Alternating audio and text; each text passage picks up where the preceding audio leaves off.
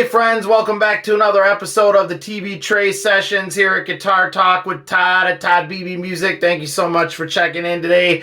Wanted to come on here real quick and remember three music legends we lost on this very day, August 16th. It's 2023 when this is being recorded, but we lost the great Robert Johnson, the incredible Aretha Franklin, and the fantastic Elvis Presley.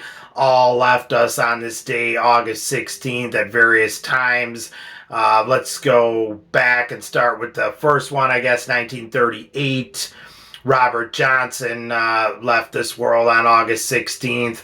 Robert, most people know the first thing they know about Robert Johnson is the whole tale of going to the crossroads and selling his soul to the devil and all that. And that whole hype and hysteria has just been fueled and grown bigger and bigger and bigger with each year.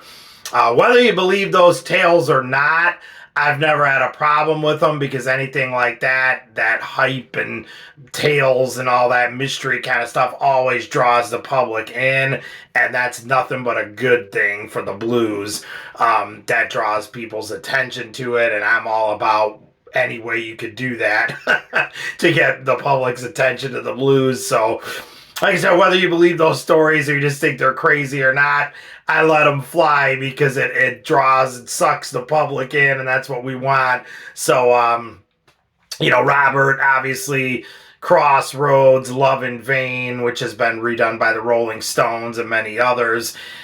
Countless tunes that he did in the 30s there just on his acoustic guitar and him. And it's amazing how those tunes have become just blues standards and redone by everybody and anybody worldwide through the years. Sweet Home Chicago, the argument could be made that the song was in various formats, like Roosevelt Sykes, and people had done the song through the years, and other people could argue that it was pieced together by things that came and went before Robert did his version. But I'm going to go on record as saying I credit that song definitely to Robert Johnson, because that version he did there and recorded is kind of the version that's been redone and taken through the years and the way we know it today. But that version, kind of the concrete version that Robert did, is kind of what sort of spawned off of that. So we salute Robert Johnson. Let's go Elvis Presley next. Elvis left us on this day in 1977. I mean, what can you say about Elvis that hasn't already been done? It's kind of funny, because a lot of people look down on Elvis, and a lot of times it's like, oh no, that's not Elvis, psh, like what did he really do? And you can, again, argument could be made, the first rock and roll song, was it Rocket 88 from Ike Turner and Jackie Brenston? There's a lot of different songs that could be candidates for what's the first rock and roll song. I don't know if we're ever going to get that definite answer, because it really depends on what your definition. I mean, what Howlin' Wolf was doing in Sun and recording in Memphis before Elvis and them came along, that was rock and roll, in my opinion. If you listen to some of the house rock and boogie and all that stuff, that if that's not rock and roll, I don't know what is. So but all that being said, what Elvis, Scotty Moore, and Bill Black did there at Sun when they recorded on that night in July 5th, it opened up the doors for so many things. I mean, that definitely was the rocket that was lit that night, and rock and roll kind of spread from there. And it's funny, one of my favorite stories about when I was out with Beebe, I sat in a room right next to him when he was being interviewed by a guy, and the guy was just working on him to say, but don't you think that, Elvis didn't really do, I mean, he just kind of stole the music from the blues musicians like you, and he sort of took that and ran with it, so don't you think he's overrated? And, Beebe knew Elvis, and they were friends. And Beebe just stood his ground. He said, absolutely not. I think he deserved everything he got. I don't think he stole anything. He's, he was a super talent and a great friend. And that guy just would not let up. I'll never forget that. That's one of my favorite memories of being with Beebe. The guy was just hammering on. Yeah, I know you were friends and all that, but I mean, he did steal the blues music. I mean, you got to admit that he. No, Beebe just would not back down, and I loved that. And he was all about giving Elvis credit where credit is due.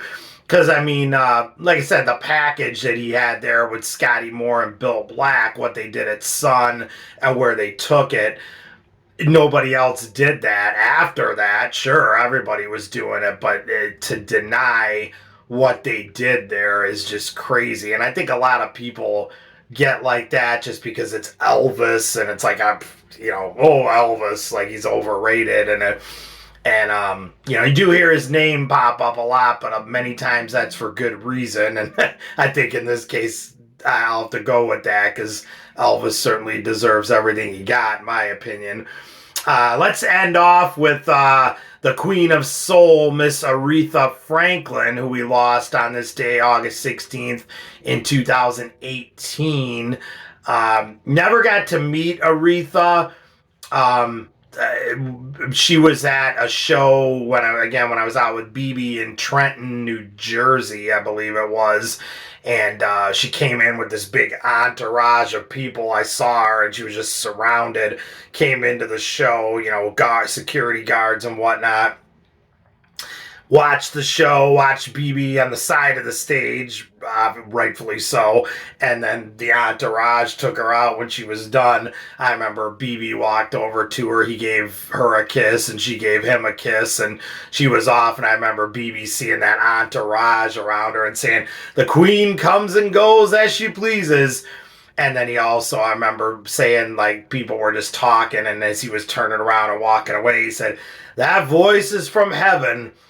He said, so he had a great respect, pun intended, for Aretha, as she did for him as well. Speaking of respect, it's kind of funny because many people to this day don't remember or realize that that's an Otis Redding song. Otis wrote it, and Otis did it first.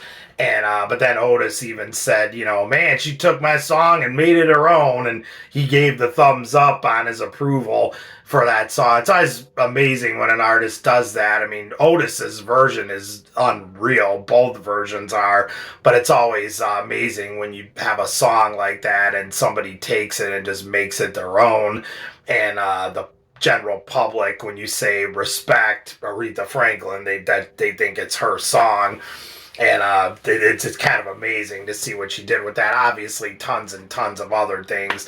And I always tell everybody, especially younger singers, female singers especially, turn off the, some of this stuff that's just all hype, in my opinion, that you see on TV and whatnot, and get back to the good stuff. Etta James, Aretha Franklin, study them because they were singing really from the soul. It wasn't just TV hype or, something to impress a panel of judges and have this look on their face and get a close-up of the camera to draw ratings in and just a bunch of fluff. It wasn't that. It was the real thing, and Aretha was definitely part of that. So study her, and we salute her. We salute all three of those artists, Robert Johnson, Elvis Presley, Aretha Franklin. We miss all of you. We love all of you. Thank you so much for your music you left us on this planet. And all three of you will live forever, and you will never die because your music stands the test of time. And 200 years from now, people will be studying all three of you to find out the real deal and how it's done. So thank you. And we salute all of you. August 16th. 2023 today, when we lost all three of these great artists, and we sure do miss them. So please comment below, all of you, any stories you have, any songs you love of any of those artists. Please comment below, and please hit that subscribe button. Find me on Facebook at toddbeebemusic, and thanks for checking in today, all of you. I appreciate it. Stay safe and love your dogs. Take care.